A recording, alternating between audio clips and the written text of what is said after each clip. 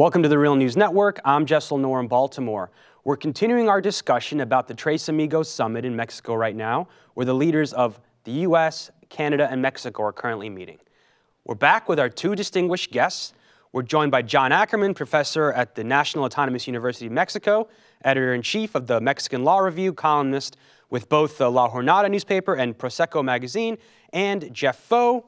He's the founder and now a distinguished fellow of the Economic Policy Institute in Washington, D.C. And we ended the first part with Jeff. So, John, let's start with you. What's your response?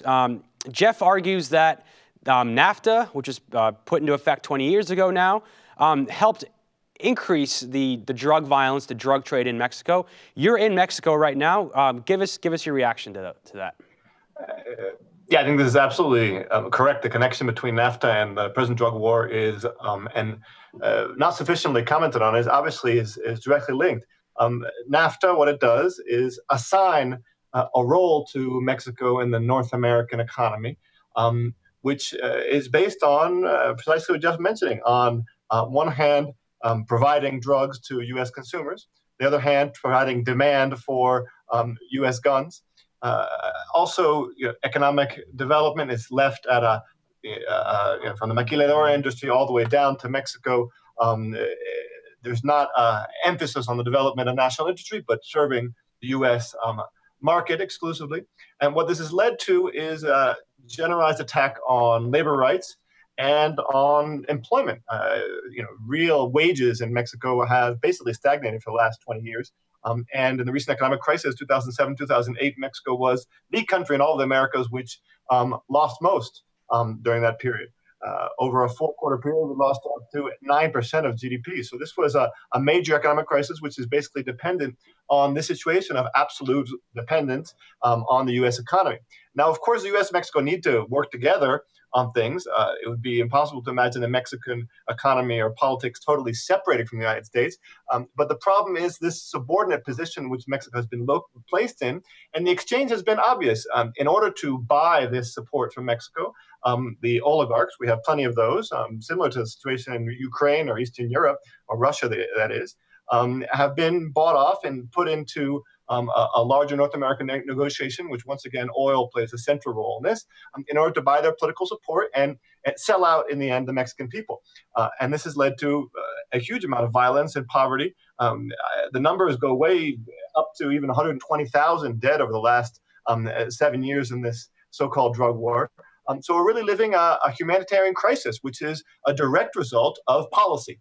This is not a natural result of anything to have people killing each other in the streets, but is a direct result of policy on both sides of the border.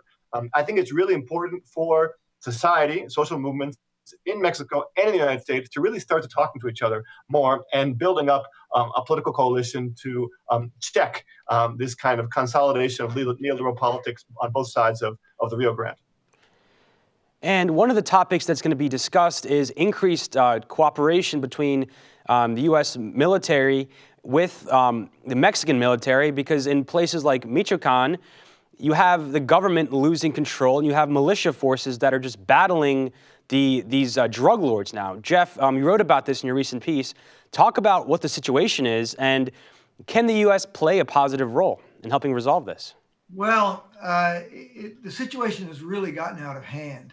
In the old days, that is before NAFTA and before the neoliberals came to power in Mexico, there were always drugs coming from Mexico. Acapulco gold did not come from Nebraska. But in the old days, there was a sort of a deal, informal, cynical perhaps, but a deal with the old PRI that was in power that said, sell marijuana to the gringos. It's their problem. But no violence here and no drugs here. And, that worked until the neoliberal paradigm began to change things in Mexico. And that started with the Salinas administration early on. People in that administration, including the family of that president from reports, knew about the drug business in Mexico, knew it was going to change. The United States government knew that. There's been plenty of evidence that the Clinton administration was aware there was a big problem here, and they ignored it in the interests of this NAFTA trade deal. So what's happened is, as the overland route into the United States drug market became cheaper and quicker and faster through Mexico, the Mexican drug lords had a strategic position. They brought the cocaine that used to come by sea from Colombia and brought it through Mexico. Suddenly, there was a lot more money to be made in the drug business and the narco business. And what happened was people started to fight over it. And when they fought over it, they didn't fight over it by price. They fought for the market with guns. Fast forward, what happened was the drug lords started hiring ex-policemen, ex-military, many trained in the United States in order to do their dirty work. Over the last 10 years, these thugs created their own criminal organizations. And the problem is no longer just drugs. The problem is violence. You've got criminal organizations now that are sort of super mafias, extortion, kidnapping, murder, robbery, all that kind of thing.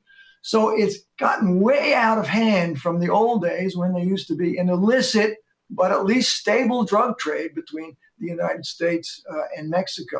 And it's out of control because the successive governments supported by the United States have been knee-deep in corruption in the narco market. And John, I wanted to give you a chance to respond. Go ahead. Yeah, just to, I don't know if we're ending, I guess, the interview to end on a note of hope. Mexico and Mexicans continue to be a Latin American country. And the tendency in Latin America over the last 10 years has been to rebuff neoliberalism, to construct new forms of understanding politics, and a very wide range of options, from Lula to Chavez to Evo Morales to Mujica, Uruguay, Ecuador, Bolivia.